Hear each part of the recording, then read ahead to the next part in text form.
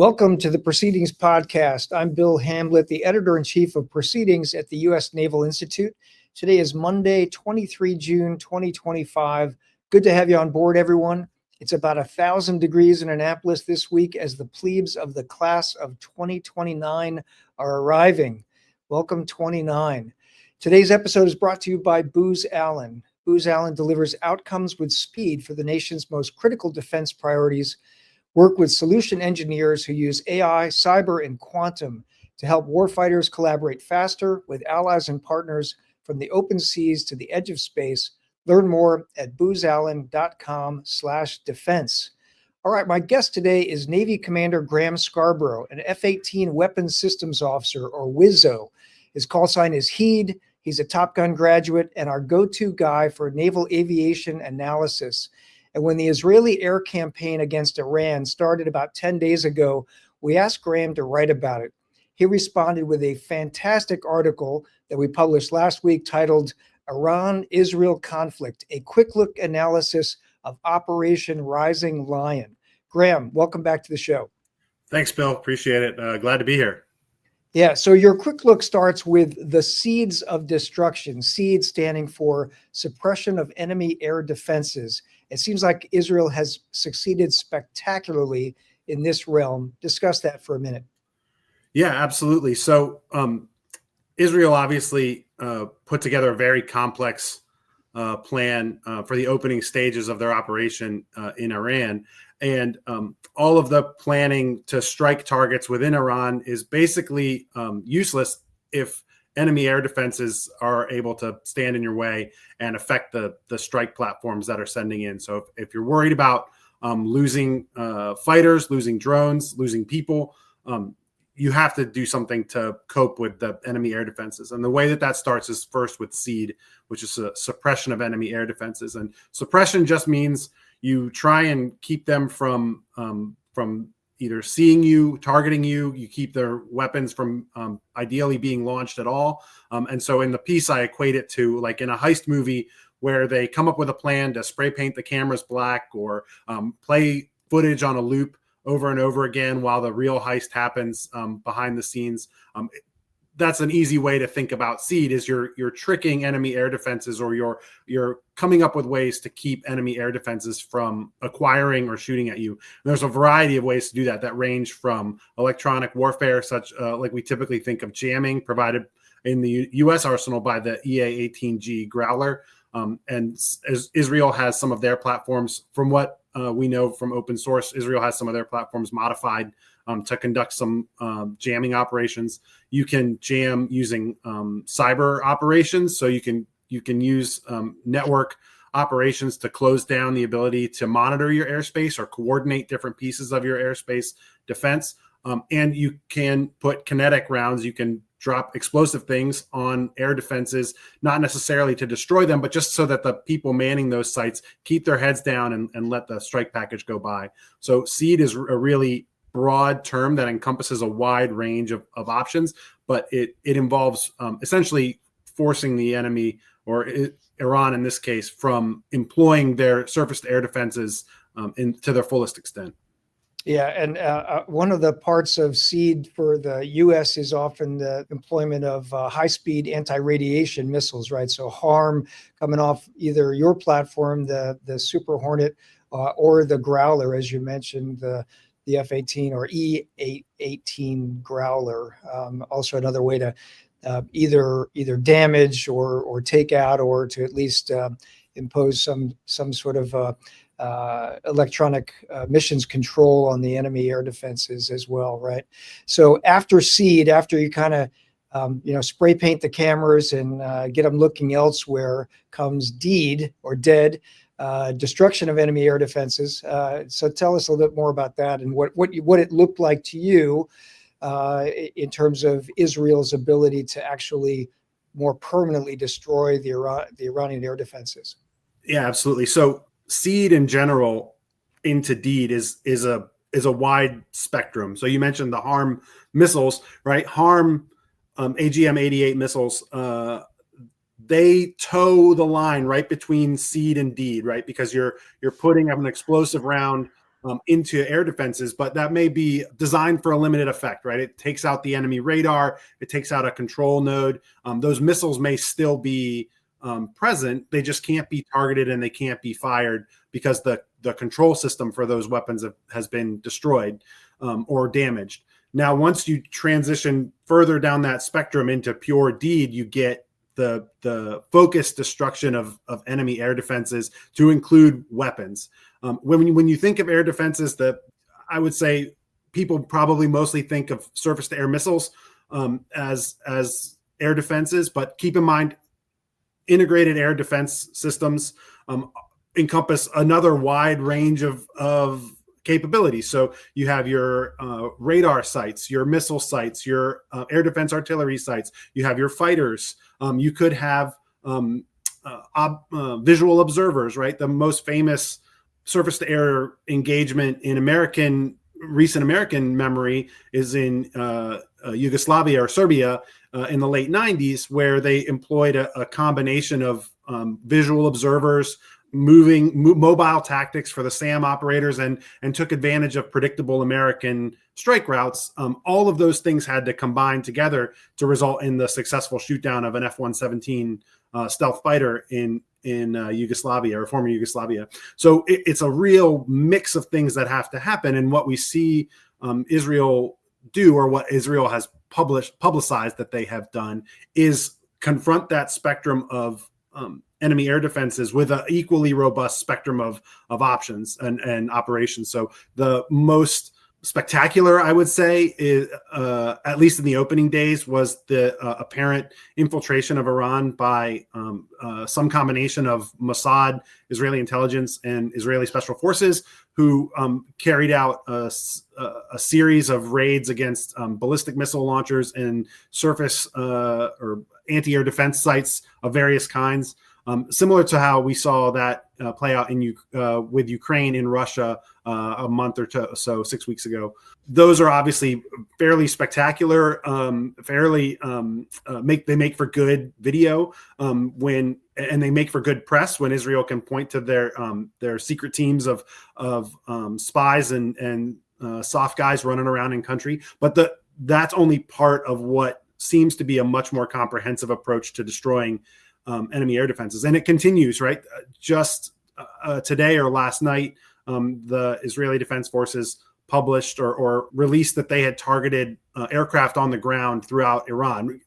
Those fighter aircraft are part of the Iranian air defense, and destroying those platforms still constitutes part of deed, even though we don't typically group SAMs and fighters together. They're all part of the larger air defense system that Iran has or had. Right.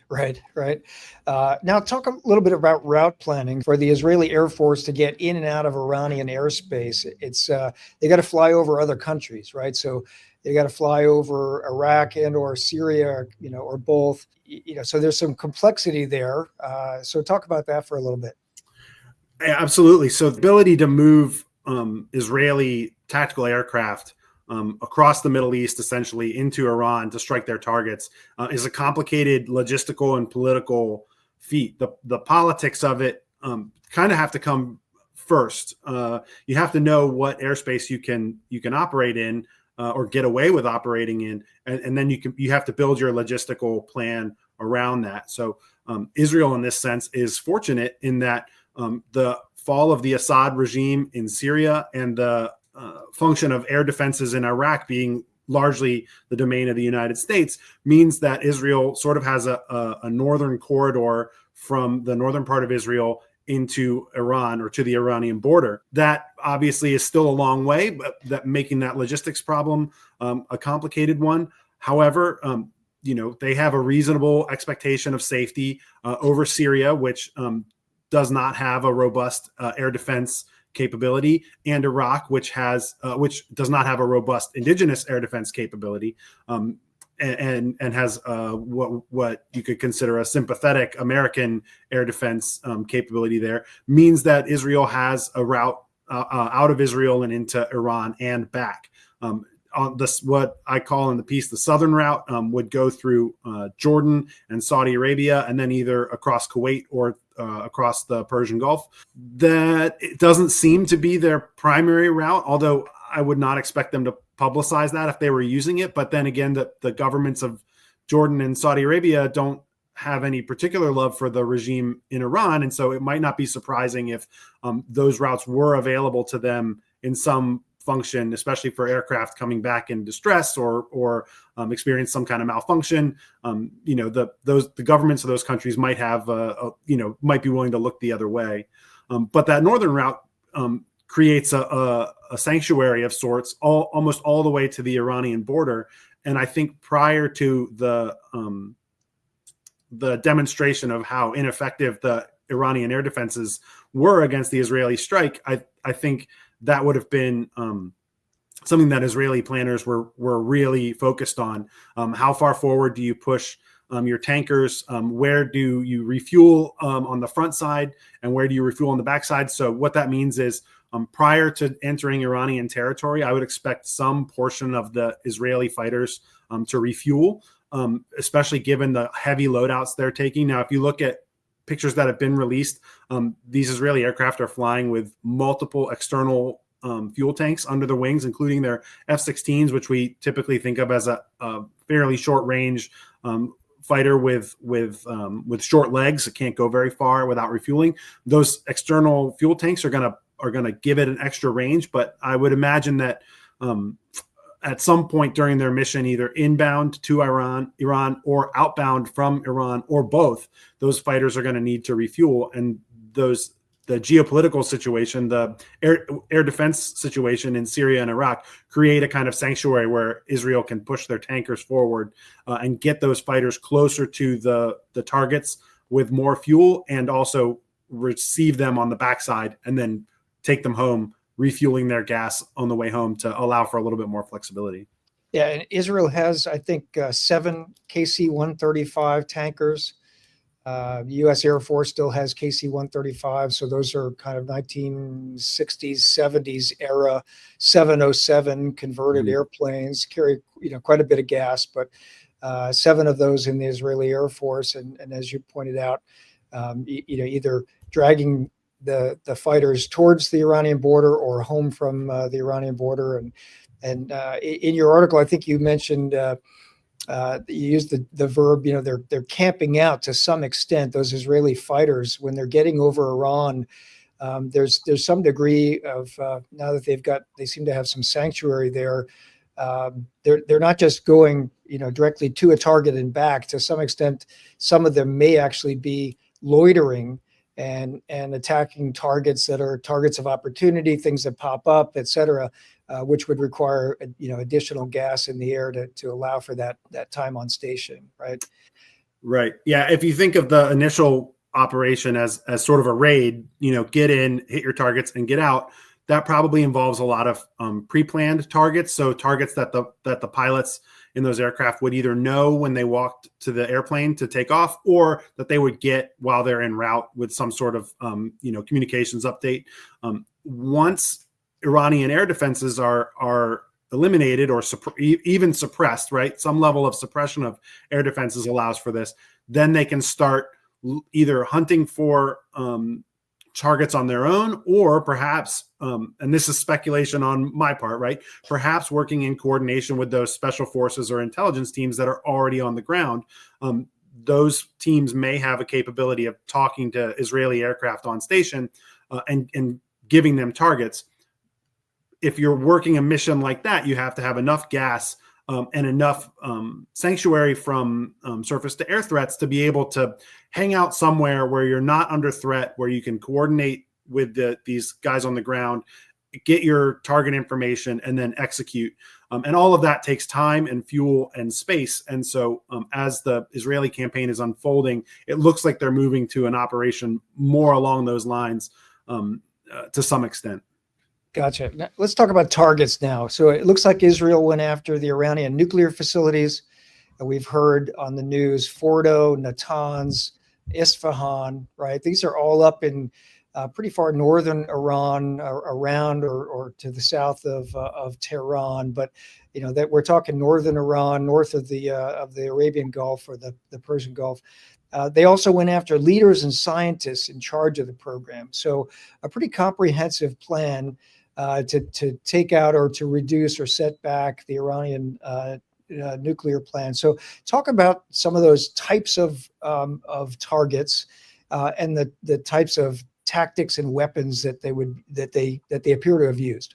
So the initial strikes seem to carry a lot of GPS guided weapons, whether that's JDAM, the same joint direct attack munitions that we have in the U.S. arsenal. Israel has those same or similar weapons, or some mix of cruise missiles. Israel has a fairly robust self or indigenously produced cruise missile inventory, which I'm not enough of an expert to really opine on, but I imagine those have some mixture of inertial navigation and GPS guidance. And so what that says is that those loadouts are flexible to be used either against a known target, kind of like I talked about before. You walk to the airplane or you launch knowing what your target set is going to be, or a general area of where your target's going to be. But you can also use those more flexibly against certain targets, even on call, which is that second scenario I described, where you're getting updates from somebody who's closer to the target. Those are fairly flexible. They're not GPS guided weapons are not good against a moving target, obviously, because a GPS guided weapon goes to a latitude and longitude coordinate, and a vehicle by its nature moves. And so if it's moving, that GPS or that latitude longitude of that target is changing. And so while initially it looks like Israel used a lot of GPS guided weapons, they may now be using more laser guided or dual guided weapons. There are weapons in both the Israeli and the American inventory that make use of both laser guided and GPS, or laser guidance and GPS guidance, which gives you a lot more flexibility. You can use those weapons in either of those scenarios. In the initial strikes, we saw some Israeli aircraft carrying small diameter bombs, which are like they work on the same principle as a JDAM. They're GPS guided. They're designed to be used from a standoff range, so you don't have to get very close to the target. They have little winglets that pop out that allow them to glide a particular distance to get to their target. And they also have low collateral damage warheads. They were designed to be, I think, originally carried on the F-22 internally without sacrificing that platform's stealth capability. So they're designed to be small. They're designed to not create a huge explosion. And I would venture that those weapons were probably what were used in the urban environment that we saw in Tehran, which looks like going against mostly military and nuclear program leaders. Israel combined that with larger 1,000 or 2,000 pound JDAM, which I would expect they would have used against those sort of nuclear infrastructure targets on the surface, is what you're going to use those for. We also know Israel has target penetrator version of the 2,000 pound JDAM, the GBU-31. And I would not be surprised if some of those were used, but those are capable for certain mission sets for the type of deeply buried facilities that we assessed that I didn't assess them, that the United States assessed Iran to have. You're going to need a bigger weapon. So although I would expect that some of those weapons would be employed, I would also think that the Israeli planners would recognize some of the limitations of those weapons. We also have drones, both the small, possibly handheld drones that the intelligence and special forces folks used in Iran. And Israel has a pretty good stable of more traditional UAVs that they probably have armed, but they don't publicize that, and they aren't public about it. So I would be speculating to say that they definitely are carrying some sort of guided weapon on their drones, but it's certainly within the realm of possibility based on our own capabilities in the United States. And those could be a mix of GPS guided or laser guided weapons. So we see that Israel's really employed a wide array of weapons designed to be flexible against multiple types of targets. And then as those targets seem to be more in the open, more military targets instead of by military, I mean armed forces targets rather than military leadership or nuclear facilities. We'll probably see them start to converge on a couple of specific types of weapons, similar to the laser JDAM or traditional JDAM that we used in the United States in Iraq and Afghanistan, which provides for sort of a middle of the road explosive load, but also some flexibility on range and the number that you can carry in a sortie. Yeah, so this leads us to, over this past weekend, the U.S. got involved, right? So we now know that up to 125 U.S. aircraft, including 7 B-2s, U.S. Air Force B-2s out of Whiteman Air Force Base, flying probably a 20, I'm guessing it was a 20-hour mission round trip with tanking on the way in and tanking on the way out, to hit some of those targets, as we know, the president said, to hit some of the hard and deeply buried targets that Israel didn't have the weapons to reach, right? So in the news, there's discussion of the GBU 57, 30,000-pound deep penetrating weapon against the targets at Fordo and Natanz. And so those are the places where the Iranians have reportedly had hundreds of centrifuges spinning up uranium and enriching uranium. I'm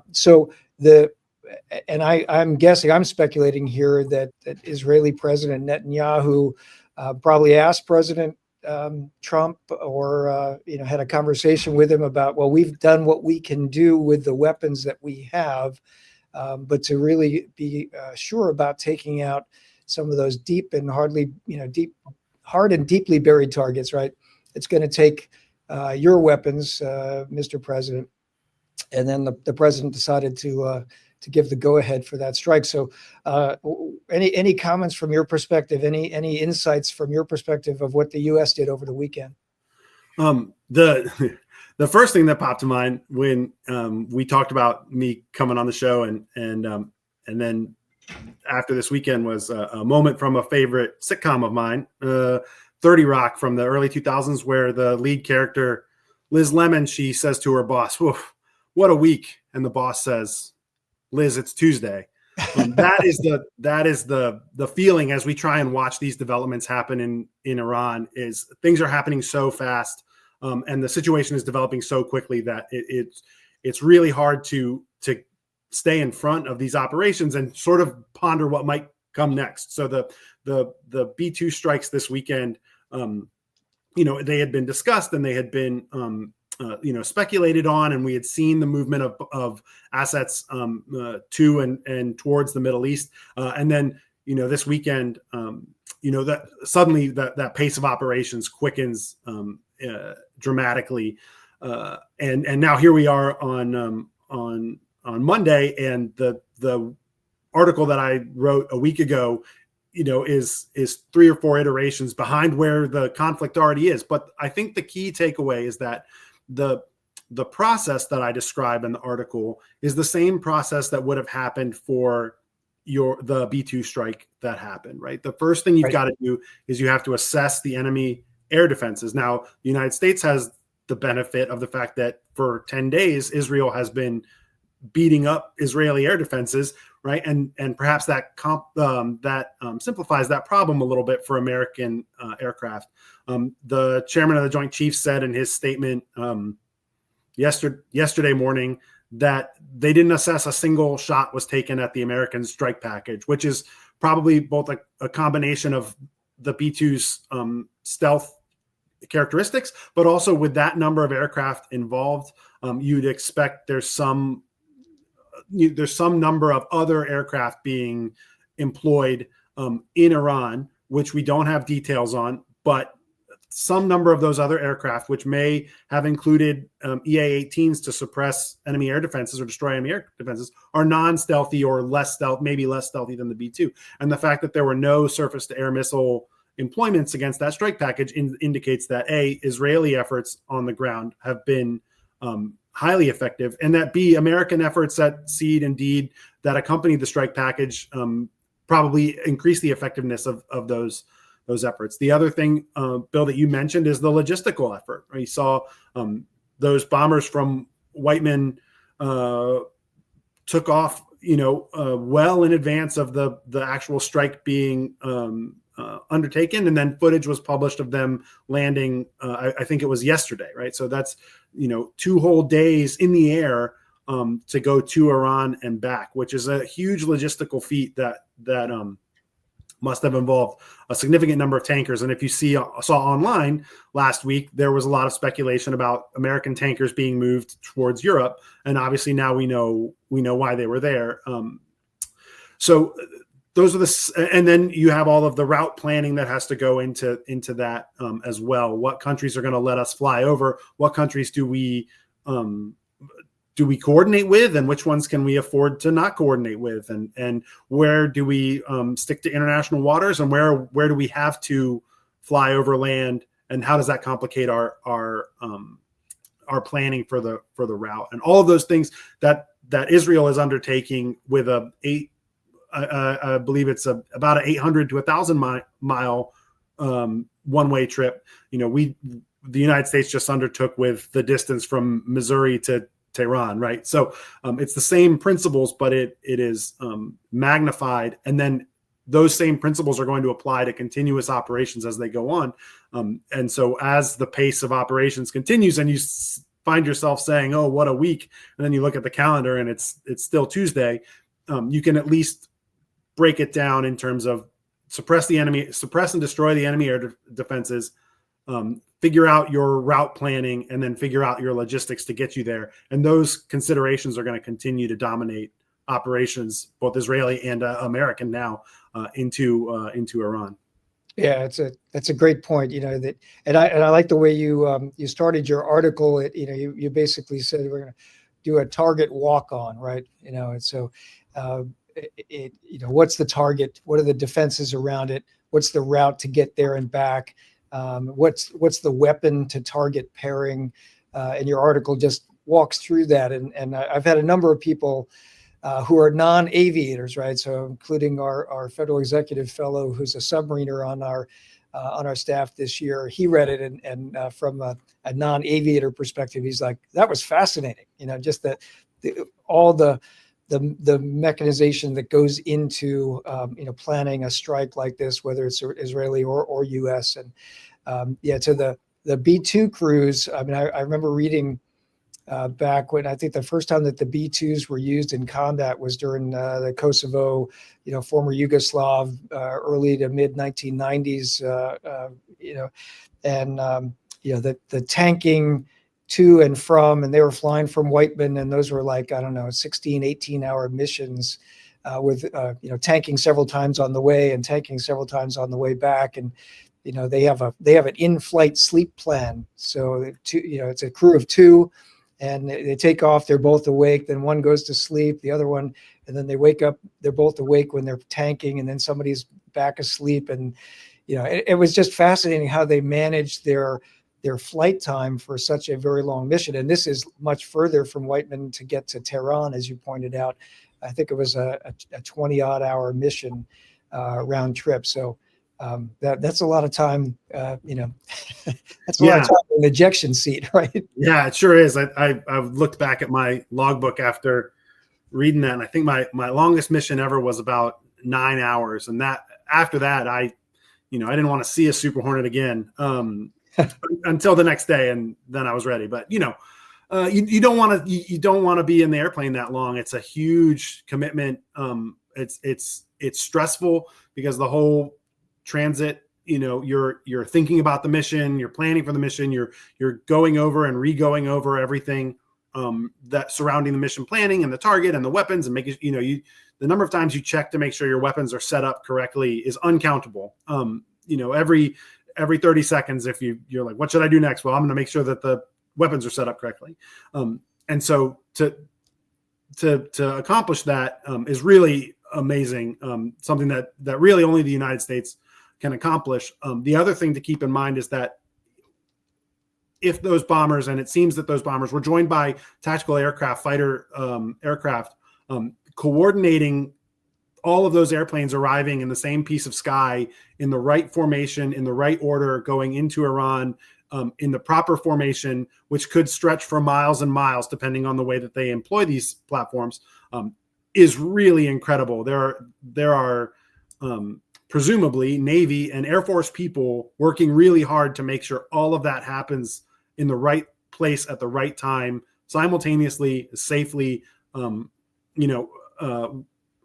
without threat of enemy interception, or even just the two airplanes swap and paint with each other because you have so many airplanes in such a relatively small piece of sky. So it really is, this weekend's operation was absolutely impressive, just from getting there alone. And I think that's a big takeaway from not only this operation, but from the piece. And on the readability front that you brought up, I think it's important that when we write for the Naval Institute, we keep in mind that the Institute reaches a really wide audience, and the people that you're talking to may be curious about the thing that you're writing about, but if they get lost early on in what you've written, their curiosity may not carry them through. And it's not a advocacy for writing everything in crayon or writing everything at a third grade level, but when you're approaching these complicated and sophisticated topics, consider who might read it or who you want to read it. And I'd encourage other writers for the Naval Institute to program some of that into the way that they write, so that if someone who's a submariner or someone who works on Capitol Hill or even someone who's thinking about going to the Naval Academy, is interested in learning about what the Navy does, picks this up and reads it, they can get something out of it. And that's one of the great things, that the Institute provides a forum for us to communicate things like that. That's a great point. Thank you for saying that, Graham. I just want to close with two more thoughts. So as of the time that we're recording this, we know that there were 125 U.S. aircraft involved with the U.S. mission over the weekend. Some of them we know obviously were tankers, and some of them were the 7 B-2s. And as you pointed out, could have been EA-18 Growlers from the carrier that's in the Middle East right now, the Carl Vinson. We know from last week that the Nimitz was headed from the Pacific into the Indian Ocean and headed towards the Middle East. But so far, nobody has announced whether Navy aircraft off of any particular aircraft carriers participated. We know that there's U.S. Air Force assets in the Middle East, including in places like Al Udeid. We know that the combined air operations centers in Al Udeid, in Qatar. So to your point about the harmonization of all of those aircraft, both possibly Air Force and Navy, arriving from places as far away as Whiteman Air Force Base in Missouri, or as close as perhaps an aircraft carrier in the northern Arabian Gulf, getting them on time in the right sequence to deliver their effects and get out safely is a huge synchronization effort. And so it's one thing to plan all that, but then when the president says go, then you've got to actually do it, right? You've got to conduct that action, and it's a massive undertaking. So hats off. Whether you agree with the strategic decision to do this or not, hats off to the tactical operators who conducted a very challenging and dangerous mission over the weekend. So pretty impressive there. I'll mention to our viewers and listeners that Graham is now in a PhD program at Johns Hopkins, so he'll soon be Dr. Commander Graham Scarbro. And I was thinking of you as I was coming in this morning, because on Bloomberg Radio they interviewed Dr. and former Ambassador Richard Haas, who's one of my favorite big thinkers in the geopolitical spectrum, right? Of the Council on Foreign Relations, et cetera, is author of numerous books. But his point that stuck in my head was, for the last couple of weeks, the initiative has been the Israeli initiative, and then it's been the United States initiative. And now we don't know what's going to happen, but now Tehran gets to act, right? Now Tehran will do something. Whether it's capitulate, whether it's come to a bargaining table, whether it's take asymmetric action to respond, whether it's to shoot more of its ballistic missiles, whether it's to incite its proxies like Lebanese Hezbollah, et cetera, to carry out attacks in the Middle East or further afield. But the ball is in Tehran's court, and so now we there's a bit of a wait and see now, and so it's an interesting. It'll be an interesting week. To your point, it's only Monday. Yeah. I think, Bill, to your last point, is something that I think for Naval Institute readers or watchers or listeners who are into that sort of war college period of their career, wherever that is, we typically think of them as being sort of your mid-level 04s and up. It's important for us to think about the political outcomes available in this scenario, and political meaning having to do with international relations, not having to do with partisan politics. We know from Clausewitz, right, that war is politics carried on with other means. And as thinking officers or thinking leaders, we need to work hand in hand with civilian decision makers and make sure that the military forces that we have available and the military tools that we have in our toolkit are aligned with the political outcomes that our civilian leadership wants to see. And then our job is to advise them and to make available to them the resources that we feel will accomplish the political goals. And the political goals can change. They can be murky. They're dynamic. Tehran, right, and Israel and Saudi and Iraq, right? They all have a vested interest in what the outcome of this is, to say nothing of Russia and China. And so, we as thinking leaders should seriously, spend some time reading, spend some time thinking, what are the possible outcomes? If I were advising a senior civilian official, what might I say, or what might I recommend, or reading through what, based on what I'm reading in the news, like, what do I think might be happening, or what do I think Israel might be trying to do? Some of that will be communicated, and some of it won't. Even the B-2 strikes this weekend, that signals a level of political intent, right? We can not only fly 7 bombers all the way around the world to strike a nuclear facility, but we can also spare a couple of extra to fly to Diego Garcia, apparently just to, get lunch or whatever, right? That's a political signal that some Air Force leader probably presented to a civilian policymaker and said, here's how we can accomplish this thing that you want to accomplish with the assets that we have available. And we should all think like that as we mature in our careers. So I would encourage people people like me who are in a classroom every day, I'm still paying attention. I'm still watching. I'm still thinking through these scenarios, because one day I might be giving similar advice on a different situation. And what I learned from this one will help me give better advice to the civilian leadership who depend on me for my input. Yeah, it's a great point. And I would just add to that, to think about the historical precedent. Has something like this happened before, right? So this is really, it's a preemptive move by the United States to take out another nation's burgeoning capability. Are there historical precedents of that preemption? Or what historical precedents are we now setting? Is the United States or Israel setting on the global stage? It's fascinating to think about and contemplate all these things. Well, we are about out of time. This has been a great conversation. Graham, your article was so well received, and I will tell you that a lot of folks went back and read some of the other things that you've written for us as a result of this piece that you published last week. So my guest today is Commander Graham Scarbro, call sign Heed, frequent contributor to Proceedings, our 2019 Author of the Year. And his article, you can find it online because it was breaking news, so we just published it online. It's titled Iran-Israel Conflict, a quick look analysis of Operation Rising Lion. Graham, great to have you on the show again, and thanks for your time.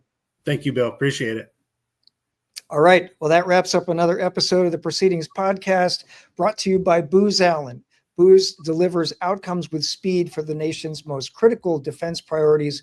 Work with solution engineers who use AI, cyber, and quantum to help warfighters collaborate faster with allies and partners from the open seas to the edge of space. Learn more at boozallen.com/defense. And until next episode, don't forget, victory begins at the Naval Institute.